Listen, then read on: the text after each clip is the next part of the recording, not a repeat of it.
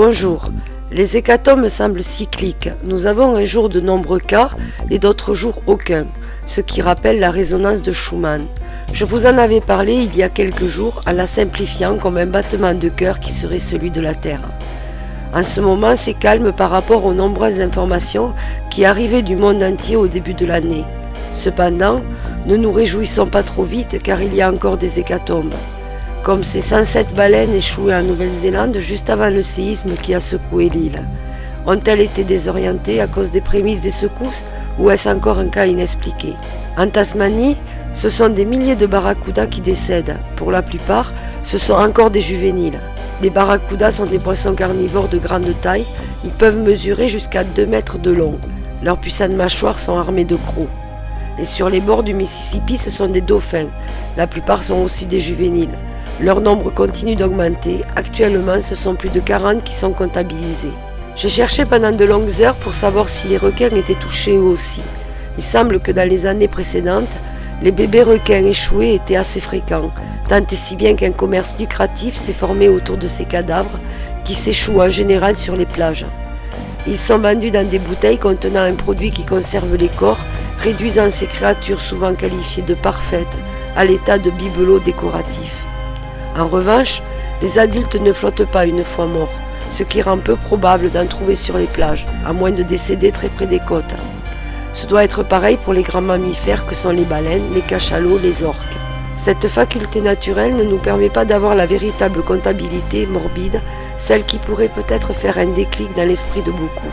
Même si les derniers cas concernant les baleines et les dauphins ont été repris par la plupart des médias, les autres cas semblent émouvoir beaucoup moins le public. Nous en avons discuté avec un ami, son analyse semblait très pertinente.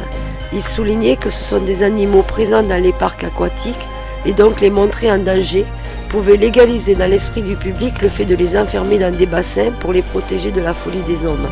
Les résultats des premières autopsies ne sont toujours pas disponibles et même il est impossible de savoir les conclusions, amenant le doute quant à leur réalisation, car il est étrange de constater que personne n'en parle.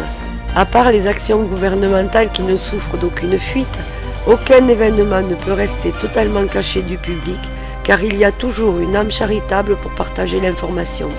Lors de mes précédentes interventions, nous avons vu plusieurs hypothèses possibles issues des réflexions des internautes. Nous en avons abordé plusieurs, dont celle de la résonance de Schumann. À part cette particularité de contracter le temps, elle pourrait être l'instigatrice de catastrophes majeures, qui ne cesseront qu'au moment du passage au point zéro. Elle pourrait être l'explication de ce qui se passe dans le monde, car nous assistons à un réveil violent des peuples qui demandent la démocratie ou de la nourriture abordable dans leur pays.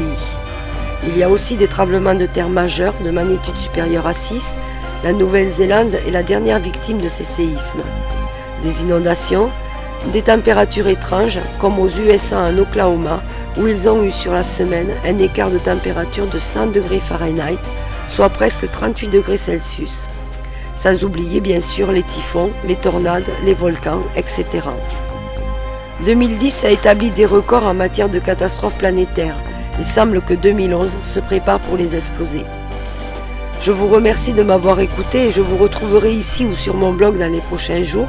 Je continue les mises à jour quotidiennes du calendrier pour vous aider à voir dans sa globalité ces cas de mortalité excessive et anormale d'animaux dans le monde. À bientôt.